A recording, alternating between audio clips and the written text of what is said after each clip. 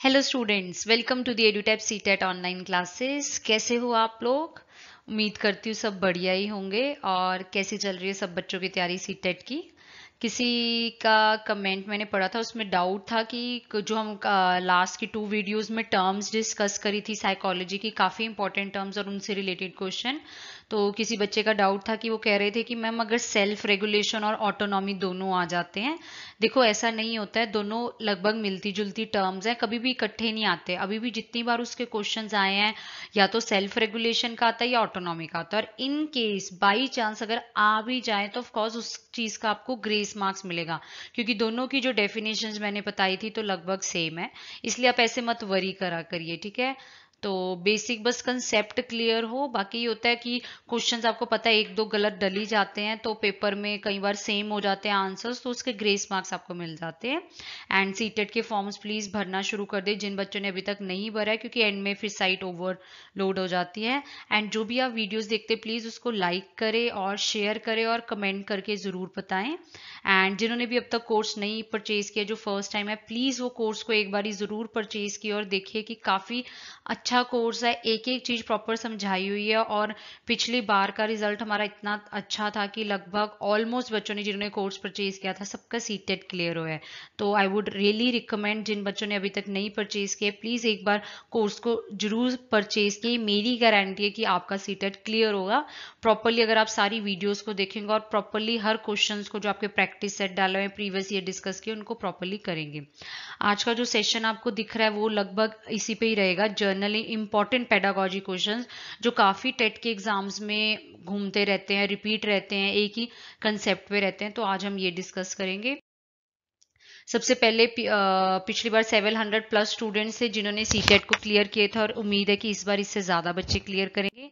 Paper 1 का full course है, paper 2 का फुल कोर्स है, पेपर 1 और 2 का कॉम्बो कोर्सेज हैं, ठीक है? एंड आपको और क्या मिलेगा हमारे कोर्स में? 250 इंटरेक्टिव कंसेप्ट वीडियोस मिलेंगी, पीडीएफ नोट्स मिलेंगे, ईवीएट साइंस सीडीपी पे 4500 चैप्टर वाइज एमसीक्यूज मिलेंगे, सेपरेट सेशंस रहेंगे आपके, कुछ कॉम्प्लेक्स क्वेश्चंस पे, एडवांस क्वेश्चंस और फुल लेंथ मॉक टेस्ट। ये मेल है जिस पे आपको कोई भी प्रॉब्लम हो आप हमें कॉल कर सकते हैं। ये नंबर है जिस पे कॉल कर सकते हैं और इस पे मेल कर सकते हैं आपको कोई भी दिक्कत हो। ये हमारा YouTube का वीडियो डिस्क्रिप्शन बॉक्स है, जो भी आप वीडियो वगैरह देखते हो उसमें ये आपको नीचे मिलेगा। ये आप देख सकते हैं, ये लिंक है, इस लिंक पे आप हमें ये जो हमारा कोर्स है इसको परचेज कर सकते हैं। एंड प्लीज इस फॉर्म को जरूर भरिए।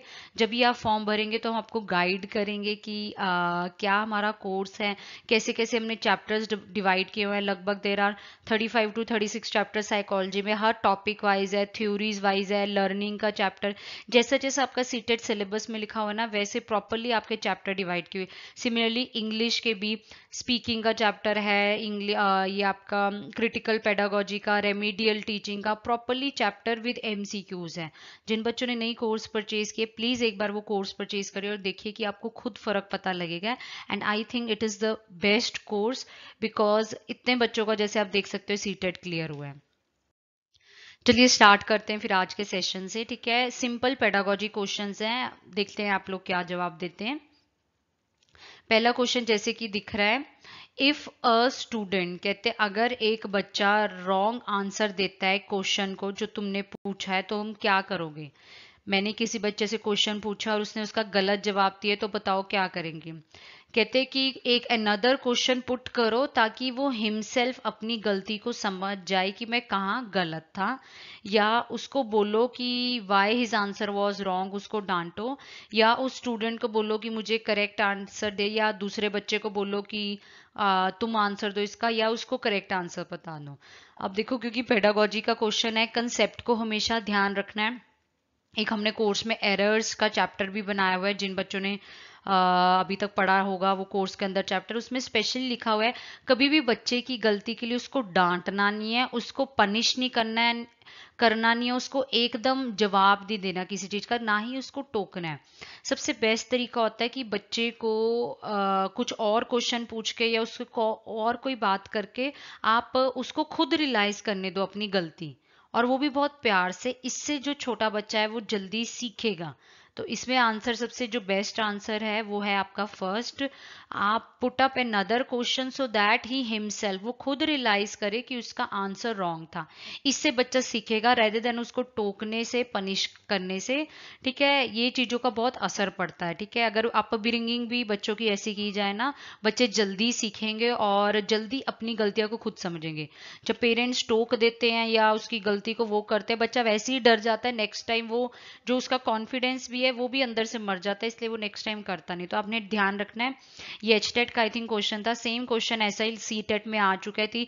क्या करना चाहिए, वही था, बच्चे को अपनी गलती खुद रियलाइज करने दो। तो इसका आंसर आपका क्या होगा, फर्स्ट। नेक्स्ट क्वेश्चन देखो, कहते counselling to students is most useful. अगर हम कहते काउंसलिंग करेंगे बच्चों की तो वो सबसे ज्यादा उन्हें किस चीज में हेल्प करेगी। कहते उनकी नॉलेज को अच्छा करेगी, नॉलेज को बढ़ावा देगी, ठीक है, एनहांस करेगी, उनकी स्किल्स, उनके कौशल्स को डेवलप करेगी, उनके अंदर सेल्फ कॉन्फिडेंस, ठीक है, आत्मविश्वास पैदा करेगी, और उनको वर्ल्डली सक्सेसफुल, दुनिया में सक्सेसफुल बनाएंगी। अब देखो बेसिकली जब याद है कि 10th के बाद हमें क्या होता था, कभी कभार +1 +2 में डिसाइड करना होता था मेडिकल ले, नॉन मेडिकल ले, कमर्स ले, तो हमें कई पेरेंट्स ऐसे होते थे हमारी काउंसलिंग करवाते थे, हमें जानते थे कि हाँ हम इस चीज में अच्छे हैं, तो ये चीज का पता लगे, अगर हमें ये चीज पता लगी उससे हमें कॉन्फिडेंस आएगा और हम बेटर आगे की जो भी स्ट्रीम है वो चूज करेंगे। तो अगर आप कोई भी बच्चा है उसकी काउंसलिंग करोगे ना कि हाँ तुम ऐसा करो, ऐसा नहीं करो, तुम इस चीज में अच्छे हो, तुम्हें ये करना चाहिए, इसमें नो डाउट तुम्हें सारे ऑप्शंस कुछ अच्छे लगेंगे। इन्होंने पर स्पेशली क्वेश्चन में लिखा है कि बच्चों की काउंसलिंग सबसे ज्यादा यूजफुल किस में रहेगी, कि जब आप उनकी काउंसलिंग करोगे, ऑफ कोर्स नॉलेज तो बढ़ती है, कोई स्किल भी बढ़ जाएंगे कह लो दुनिया में, पर जो ये थर्ड पॉइंट है ना, उनके अंदर आत्मविश्वास पैदा होगा, ये सबसे इफेक्टिव पॉइंट है। आउट ऑफ दी 4 अगर मुझे मोस्ट अप्रोप्रिएट चुनना है तो ये वाला। काउंसलिंग किसी की बच्चे की जब काउंसलिंग करो ना, वो चीज को समझता है और उसके अंदर एक कॉन्फिडेंस ही आता है। जैसे आप लोग देख लो, हम आपको वीडियोस डेली फ्री वीडियोस इतने अच्छे क्वेश्चंस लेके आते हैं, हम बताते हैं ऐसा मत करो, ऐसा करो, आपको एक कहीं ना कहीं मोटिवेशन तो होती होगी, कहीं कुछ ना कुछ बच्चा, सब बच्चे कुछ बोल रहे हो कि नहीं होती है वो, चलो एनी हाउ जो भी है, बट कहीं ना कहीं फिर भी मोटिवेशन होती है कि ठीक है कि हमारे साथ है जो हमें डेली गाइड कर रहे हैं, हमें बता रहे हैं कि हाँ ये सही नहीं, ये गलत है। ठीक है, तो इससे आपको क्या पैदा होता है, अपने अंदर सेल्फ कॉन्फिडेंस। तो काउंसलिंग सबसे ज्यादा यूजफुल फॉर क्या है, सेल्फ कॉन्फिडेंस। तो इसका आंसर क्या आपका होगा, थर्ड। ये जो ऐसे क्वेश्चंस होते हैं ना, इसमें आपको कोई ये नहीं कि आपको नेट पे आप ढूंढोगे आपको कोई थ्योरी मिलेगी, कुछ ऐसा मिलेगा। ये क्वेश्चन थोड़ी डेली लाइफ से रिलेटेड है, थोड़े स्मार्ट वर्क से रिलेटेड है। मैं बेसिकली ये कहती हूँ, या मैं एक टॉपर को जानती हूँ सीटेट के, वो मुझे हमेशा एक ही लाइन कहा करते थे, this CTET paper is not of hard work, it is basically a combination of hard work and smart work. Smart work बहुत मैटर करता है कि तुम कैसे इन क्वेश्चंस पे अपना दिमाग लगाते हो, कैसे इस चीजों को रिलेट करते हो। ठीक है, तो इस चीज का आप ध्यान रखना। एंड कभी भी क्वेश्चन अटेम्प्ट करते हो ना, कभी भी अपने पे लेके क्वेश्चन ना अटेम्प्ट करो, नहीं तो बहुत आंसर्स गलत हो जाते हैं। हमेशा क्वेश्चन को अटेम्प्ट करो कि that you are a teacher और वो तुम्हारा स्टूडेंट है, और वो तुम्हारा स्टूडेंट है और तुम्हें अब उसको सिखाना है, तो कैसे सिखाओगे। तब मुझे ऐसा लगता है, ये मेरा एक्सपीरियंस है, कि आंसर लगभग कई बार सही आता है। जब हम अपने को लेके करने लग जाते हैं, कभी बार आंसर्स गलत हो जाते हैं, कभी बार ठीक भी हो सकते हैं बट गलत भी हो जाते हैं। अगर मैं टीचर मानेंगे और स्टूडेंट मान के फिर हम जवाब देंगे क्वेश्चन का, तो ज्यादातर आंसर्स ठीक हो जाते हैं। ठीक है, तो आप ध्यान रखना, इसका आंसर जो होगा वो आपका क्या होगा, थर्ड। नेक्स्ट क्वेश्चन है, कहते हैं you can help a talented, एक अच्छे टैलेंटेड चाइल्ड को, प्रतिभाशाली चाइल्ड को आप कैसे मदद करेंगे। कहते उसकी तरफ ज्यादा ध्यान दो, उसको ज्यादा बुक्स दो, उसके साथ ज्यादा टाइम बिताओ, या उसको एनरिच्ड अलग अलग तरह के लर्निंग एक्सपीरियंसेस कराओ। ये तो वैसे बहुत इजी है, आंसर पता ही लग रहा है। ये ऐसी लेमैन चीजें, तो हम उससे क्या फर्क पड़ेगा इस टैलेंटेड बच्चे को। वो पहली टैलेंटेड है, वो पहली इंटेलिजेंट है, वो पहली क्रिएटिव होगा, तो उसको जितने अलग अलग लर्निंग की चीजें दोगे, एक्सपीरियंस दोगे, वेरिंग अलग अलग चीजें सिखाओगे उसको, तो तब उसको ज्यादा इफेक्ट पड़ेगा, तो उससे उसकी हेल्प होगी। तो इसका आंसर आपका क्या होगा, fourth, giving enriched learning experiences, अनुभव। ठीक है, नेक्स्ट क्वेश्चन, ये आई थिंक पेपर 1 में आया था शायद, सी टेट या आई थिंक एच टेट में। अ चाइल्ड लर्न्स मोर, कहते हैं एक बच्चा ज़्यादा कैसे सीखेगा, टेक्स्ट बुक से सीखेगा, कंप्यूटर से सीखेगा, लेक्चर मेथड से सीखेगा या एक्टिविटी मेथड में। अ वेरी इजी क्वेश्चन, ठीक है। कुछ बच्चे ऐसे हैं कि जो लेक्चर भी टिक कराते हैं, टेक्स्ट बुक भी टिक कराते हैं, पर जैसे कि हमने एनसीएफ पढ़ा, एनसीएफ का पहला पॉइंट ये, बच्चे को रियल लाइफ एक्टिविटीज के साथ रिलेट करो। बच्चे को जितना तुम एक्सपीरियंस कराओगे, जितना उसको अपनी नॉलेज खुद बनाने दोगे, एक्टिविटीज में इन्वॉल्व करोगे, उतना बच्चा ज्यादा सीखेगा ऑफ कोर्स। तो इसका आंसर आपका क्या होगा, फोर्थ, ठीक है। नेक्स्ट क्वेश्चन कहते एक teacher in classroom makes effort, classroom में एक टीचर एफर्ट करती है किस चीज के लिए। फर्स्ट ऑप्शन, ताकि वो बच्चों को अलग अलग अनुभव दे सके, एक्सपीरियंस दे सके, to provide experiences to student. ये लगभग ठीक लगता है ऑप्शन, एक बार बाकी पढ़ते हैं। To provide supportive learning environment, वो बच्चों को एक अच्छा सहायक अधिगम वातावरण देना चाहती है। ये भी ऑप्शन ठीक लग रहा है, क्योंकि हम अच्छा बच्चे को एनवायरनमेंट देंगे, बच्चा उतनी जल्दी सीखते हैं। अगला थर्ड पढ़ते हैं। To provide opportunity to reflect, एक आपकी रिफ्लेक्टिव थिंकिंग भी होती है कि टीचर हर चीज बच्चे को कहती है कि तुम आराम से सोचो, उस चीज को पूरे गहराई से सोचो, उसको हम रिफ्लेक्टिव थिंकिंग बोलते हैं, काफी स्लो प्रोसेस है। तो ये भी एक अच्छा ऑप्शन है, फर्स्ट सेकंड थर्ड ऑप्शन तो सारी अच्छा। चौथा ऑफकोर्स ये दिख रहा है, देखो ऑल ऑफ द अबव, क्योंकि सारे आपके पॉजिटिव ऑप्शंस और टीचर का काम भी यही है। तो इसका आंसर आपका क्या हो जाएगा, all of the above. Experiences भी देना बच्चे को, लर्निंग एनवायरनमेंट भी देना, अपॉर्चुनिटी देना, वो रिफ्लेक्ट करे, चीजों को लेके चिंतन करे, उन चीजों को लेके सोचे। मुझे याद है, आई थिंक पीएस टेट में या ये राजस्थान टेट में क्वेश्चन था, जो आपके टीचर का पढ़ाने का मेथड है, वो आपके कोर्स में भी पूरा डिटेल में चैप्टर है, वो मैं थोड़ा सा बता देती हूँ। टीचर का पढ़ाने का मेथड कैसा होना चाहिए।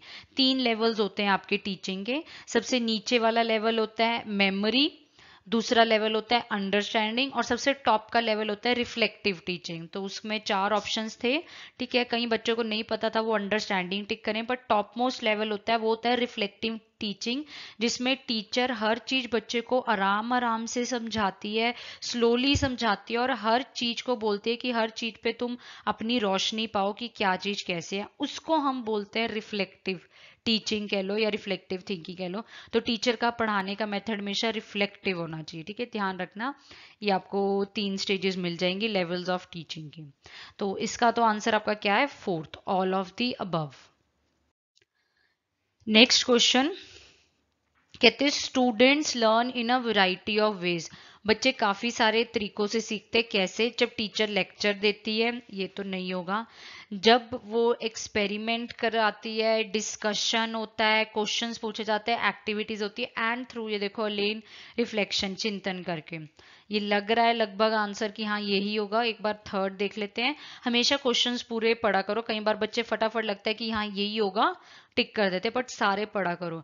टीचर डायरेक्टेड और control text book he learning, of course ये नहीं है, ना तो टेक्स्ट बुक पे ज्यादा ध्यान देना है, ना लेक्चर पे ज्यादा ध्यान देना है, ये ज्यादा पॉजिटिव ऑप्शन है, तो इसी पे ध्यान देना है। तो इसका आंसर आपका क्या होगा, सेकंड, ठीक है। जब कोई ऐसा ऑप्शन अगर ना हो, तब आपको है कि इनमें से कोई ऑप्शन चुनना है, फिर चूज करो। जहां एक पॉजिटिव हेल्दी अच्छा option, experiment, discussion, creative, questions पूछना, एक्टिविटी करना, नॉलेज बनाना, अलग अलग एक्सपीरियंसेस लेना लर्निंग के, अगर आपको ये ऐसे वर्ड्स मिल रहे हैं तो आपने आंसर्स ध्यान रखना है, ऐसा ही चुनना है, ठीक है। तो इसका आंसर आपका क्या होगा, second. What effort will you make, कहते हैं आप क्या एफर्ट बनाओगे to bring a change in, बच्चे के बिहेवियर में। एक जो प्रॉब्लमैटिक बच्चा है, एक बच्चा जो काफी कह लो तंग सा करता है, जो दिक्कत देता है, उस बच्चे के चेंज लाना है आपने बिहेवियर में। तो आप क्या चेंज लाओगे। अब हमें कोई ऑप्शन अच्छा सा चुनना है कि मैं उस बच्चे की कह लो मतलब कैसे मदद करूंगी। फर्स्ट ऑप्शन है, कहते मैं कोशिश करूंगी कि चेंज लेके आऊं बच्चे के एनवायरमेंट में और बच्चे के एटीट्यूड में, ठीक है, वातावरण और दृष्टिकोण में। या कहते मैं उस बच्चे को पनिश कर दूंगी, पहली बच्चा तंग है, बेचारे को पनिश कर रहे हो, ये तो कोई फायदा ही नहीं। कहते उस बच्चे पे ध्यान नहीं दूंगी, ये भी नहीं करना, भी ध्यान क्यों नहीं देना, ध्यान तो देना ही है। कहते उसको मैं फ्रंट रो में बिठा दूंगी, फ्रंट रो में तो बच्चा वैसे ही बैठ के खुश होता, हम तो आज तक नहीं कभी फ्रंट रो में बैठे, लास्ट रो में ही बैठना पसंद करते थे। तो ये ऑप्शन वैसे ही नहीं होने वाला, ठीक है। ऑफकोर्स सिंपल आंसर इजीली पता लग रहा है, आंसर आपका फर्स्ट है। जो बच्चा थोड़ा प्रॉब्लमेटिक एनर्जेटिक है, शायद उसको एनवायरनमेंट, उसके एटीट्यूड में कुछ दिक्कत होगी, कुछ प्रॉब्लम होगी, तो हम धीरे धीरे अगर उसका एनवायरनमेंट बदलेंगे बच्चे में ऑटोमेटिकली चेंज आ जाएगा। वैसे भी इसमें आंसर प्रेडिक्ट करना इजी था, ये तीनों बहुत ही नेगेटिव है और ऐसा बिल्कुल भी हमें करना ही नहीं है। तो आंसर आपका क्या होगा? फर्स्ट, बच्चे के एनवायरनमेंट और एटीट्यूड में चेंज लाओ तो शायद बच्चे में ऑटोमेटिक फर्क पता लगने लग जाए। ठीक है, next question, the habit of telling lie of children, जो बच्चे झूठ बोलते हैं, कहते हैं उनकी हैबिट को कैसे इंप्रूव करोगे? उनको पनिशमेंट देके उनको पनिश करोगे, ठीक है, उनको लेक्चर दोगे कि झूठ बोलने के बैड इफेक्ट क्या होते हैं, ठीक है, उनको कहते हैं एग्जाम्पल दोगे चिल्ड्रन के जो बच्चे ट्रुथ बोलते हैं, या awarding children who speak truth. अब देखो इसमें से देखो पनिश तो हो नहीं सकता बिल्कुल भी, ये तो गलत बात होगी, पनिश करेंगे तो बच्चा वैसे ही डर जाएगा। लेक्चर देने से भी कोई नहीं असर पड़ता, हमें भी छोटे होते बहुत लेक्चर मिले हैं, कौन सा हम सुनते थे, ठीक है, तो लेक्चर देना भी नहीं है। हम अब इसमें से बच्चे इस दो ऑप्शन में, जब ये क्वेश्चन आया था प्रीवियस ईयर में, दो ऑप्शन में कंफ्यूज थे। कुछ बच्चों ने ये टिक किया कि उनको एग्जाम्पल दो हु स्पीक द ट्रूथ, जो बच्चे सच बोलते हैं, या कहते हैं जो बच्चे सच बोलते हैं उनको अवार्ड दो। अब अगर देखो दो बच्चे खड़े हुए हैं, एक बच्चा है वो झूठ बोल रहा है, दूसरा बच्चा सच बोल रहा है, जब वो दूसरा बच्चा सच बोल रहा है तो मैं उसको एक चॉकलेट दे देती हूँ या मैं इसको कोई टॉफी दे देती हूँ।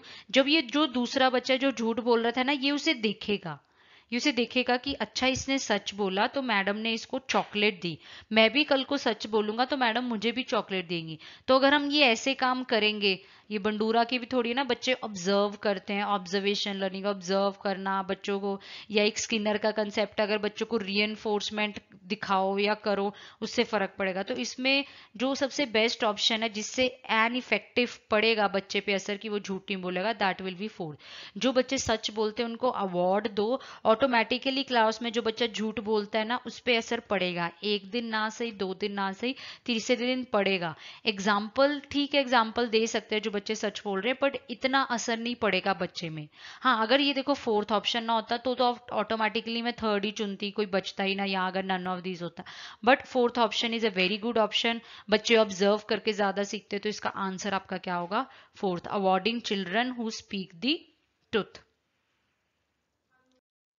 Next question, teaching is most effective, teaching कह रहे जो ये हमारा पढ़ाना है सबसे ज्यादा इफेक्टिव, सबसे ज्यादा प्रभावी कब होगा?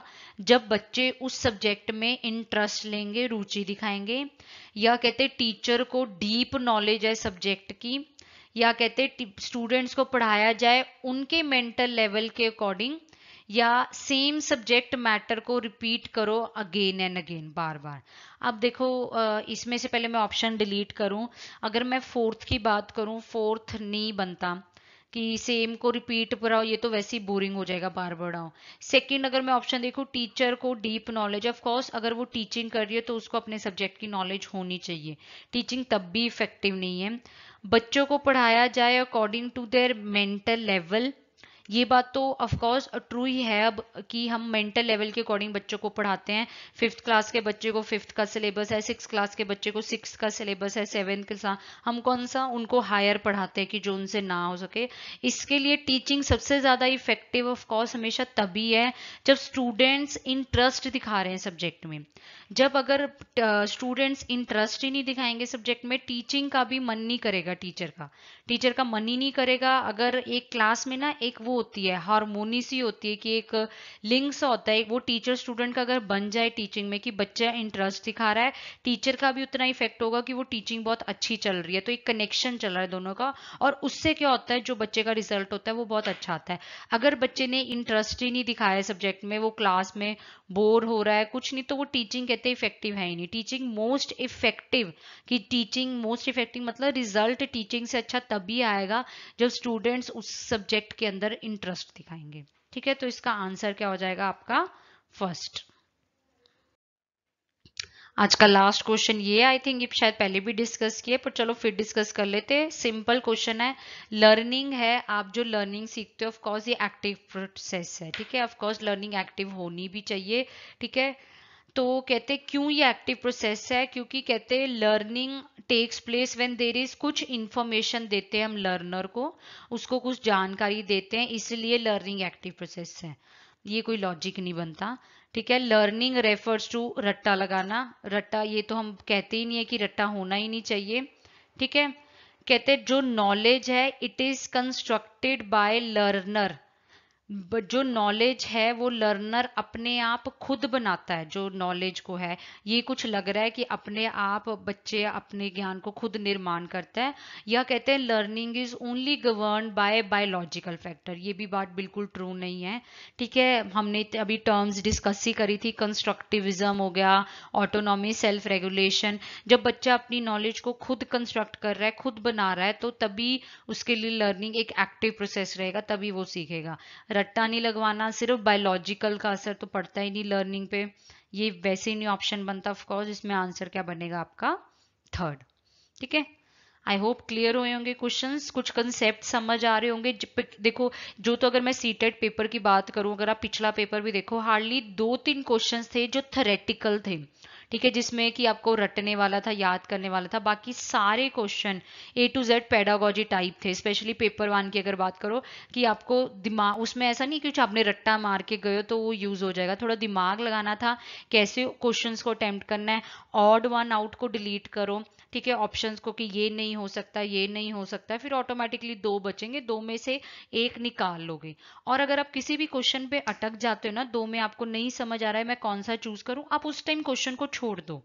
ठीक है, मैंने तो ऐसा ही किया था उस टाइम, क्वेश्चन को छोड़ के बाकी क्वेश्चंस करने लग जाओ। जब मैं दोबारा उस क्वेश्चन को देखती हूँ ना साइकोलॉजी में, तो मुझे कहीं ना कहीं आंसर दिखने लग जाता है कि हाँ शायद ये वाला आंसर ठीक रहेगा, और एक बार में। पेडागोजी का ये, या तो आंसर एक बार में दिख जाता है तो टिक हो जाएगा, अगर नहीं दिखा है तो लीव दैट क्वेश्चन, छोड़ दो, आगे चलो, फिर वापस आके दोबारा क्वेश्चन को देखो, तो ऑटोमेटिकली आपको आंसर दिख जाना चाहिए।